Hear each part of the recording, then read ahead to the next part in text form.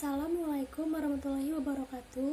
Saya Salsabila Aulia Iswa dari kelompok 6 kelas 2D akan menjelaskan mengenai Angkatan Kerja dan Ketenagakerjaan subbab bagian 8 dan 9, yaitu penduduk dan produktivitas dan penduduk dan kompetensi Angkatan Kerja, pendidikan dan pekerjaan. Yang pertama kita akan bahas subbab bagian 8, yaitu penduduk dan produktivitas. Di sini terlihat ada pengertian penduduk menurut para ahli. Yang pertama ada Dr. Kartomo, yaitu penduduk adalah sejumlah orang yang mendiami suatu daerah. Yang kedua ada Sri Janti dan Ar-Rahman, penduduk adalah orang yang menempati suatu wilayah tanpa melihat status kewarganegaraan. Dan yang ketiga menurut PNH Simanjuntak, penduduk ialah orang yang bertempat tinggal ataupun yang sedang berdomisili di suatu negara. Jadi kesimpulannya yaitu penduduk adalah orang yang bertempat tinggal atau mendiami suatu wilayah. Di Indonesia sendiri, definisi dari penduduk telah tercantum pada Undang-Undang Dasar 1945 Pasal 26 Ayat 2 yang mendefinisikan penduduk sebagai warga negara dan orang asing yang bertempat tinggal di Indonesia. Selanjutnya yaitu pengertian produktivitas menurut para ahli. Yang pertama, menurut Sutrisno, produktivitas ialah suatu pembanding antara hasil, keluaran, dan masukan. Yang kedua ada menurut Hani Handoko, produktivitas adalah hubungan antara masukan-masukan dan keluaran-keluaran suatu sistem produksi. Dan yang terakhir, menurut Gaspar Vincent, produktivitas ialah sikap mental dan cara pandang manusia untuk membuat hari esok lebih baik dari hari ini dan hari ini lebih baik dari kemarin. Dalam arti yang sederhana dan teknis, produktivitas adalah rasio antara masukan dan keluaran yang terpakai.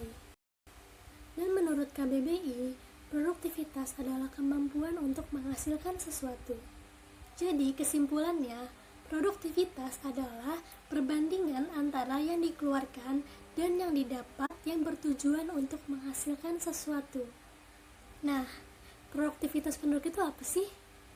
Nah, jadi produktivitas penduduk adalah kemampuan atau kapasitas penduduk dalam menghasilkan suatu barang atau jasa yang diukur dalam satuan per hari atau per bulan atau per tahun. Indonesia sendiri termasuk dalam negara dengan populasi tinggi di dunia yang jumlah penduduk usia produktifnya sangat besar. Ini disebut dengan bonus demografi yang sudah kita pelajari pada pertemuan-pertemuan lalu. Bonus demografi diartikan sebagai peluang yang dinikmati suatu negara sebagai akibat dari besarnya proporsi penduduk produktif. Dengan begitu, Indonesia diuntungkan dan memiliki peluang untuk melakukan pertumbuhan produktivitas masyarakat. Sekarang kita masuk ke hubungan antara penduduk dan produktivitas. Menurut Undang-Undang Nomor 13 Tahun 2003 Pasal 29 Ayat 2 bahwa peningkatan produktivitas dapat dilakukan melalui yang pertama, pengembangan budaya produktif. Yang kedua, etos kerja. Yang ketiga, teknologi. Yang keempat, efisiensi kegiatan ekonomi. Sedangkan menurut keputusan Presiden nomor 50 tahun 2005 bahwa pelaksanaan program untuk meningkatkan produktivitas yaitu Lembaga Produktivitas Nasional diketuai oleh Menteri Ketenagakerjaan bertugas memberikan saran dan pertimbangan kepada Presiden dalam perumusan kebijakan nasional di bidang produktivitas dan peningkatan produktivitas dalam rangka penguatan daya saing nasional. Nah, fungsinya itu yang pertama, pengembangan budaya produktif dan etos kerja.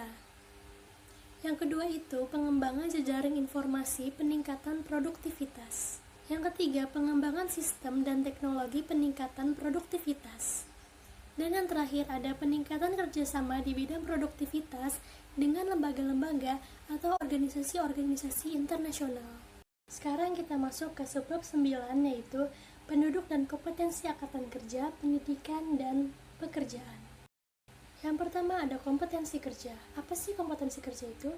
Kompetensi kerja merupakan kemampuan kerja dari setiap individu yang mencakup aspek pengetahuan, keterampilan, dan sikap kerja yang sesuai dengan standar yang telah ditetapkan. Kompetensi kerja berkaitan dengan pekerjaan atau suatu jabatan dalam pekerjaan. Artinya, pekerjaan menuntut suatu kompetensi tertentu. Menurut Atmati, dengan adanya tingkat pendidikan yang tinggi akan memberikan kemampuan bagi lulusan SMA atau sederajat yang menjadikan sumber daya manusia lebih berkualitas dan memberikan efektivitas produksi yang akhirnya dapat menyumbang pertumbuhan ekonomi di wilayah tersebut. Dan masalah akan muncul ketika terjadi peningkatan jumlah lapangan kerja yang tidak sebanding dengan banyak lulusan sekolah.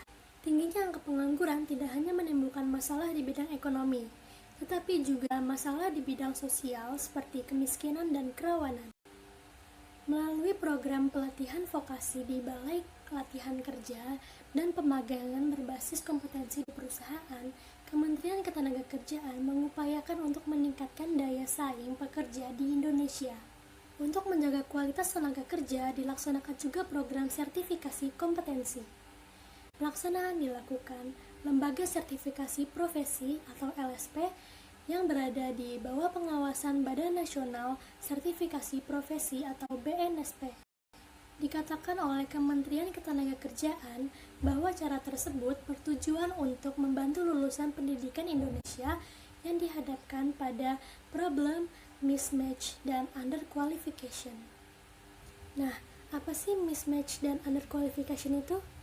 Mismatch adalah persoalan di mana kompetensi yang dimiliki lulusan lembaga pendidikan tidak sesuai dengan kebutuhan dunia industri. Sedangkan underqualification yaitu persoalan di mana kualifikasi yang dimiliki lulusan lembaga pendidikan masih berada di bawah standar pasar kerja atau dunia industri. Nah, di sini ada diagram batang yang menjelaskan mengenai vertical match dan horizontal match. Vertical match atau ketidaksesuaian pekerjaan dengan tingkat pendidikan dan upah mencapai 53,33%. Sementara itu, horizontal match atau ketidaksesuaian kualifikasi pekerjaan dengan latar pendidikan mencapai 60,52%. Nah, karena itu sebaiknya tidak hanya mengandalkan teori, tetapi juga harus memiliki kompetensi dan keterampilan kerja yang baik. Para calon lulusan sarjana pun harus melengkapi kemampuannya dengan kompetensi kerja, sehingga bisa dengan mudah menentukan lapangan pekerjaan yang sesuai dengan bakat, minat, dan keinginannya. Lulusan perguruan tinggi harus mempunyai kompetensi-kompetensi yang sesuai dengan kebutuhan stakeholder, yaitu harus memenuhi kebutuhan profesional atau professional needs, kebutuhan masyarakat atau social needs, kebutuhan dunia kerja atau industrial needs, dan kebutuhan generasi masa depan atau aspek scientific vision. Sekian dari saya, kurang lebihnya mohon maaf. Wassalamualaikum warahmatullahi wabarakatuh.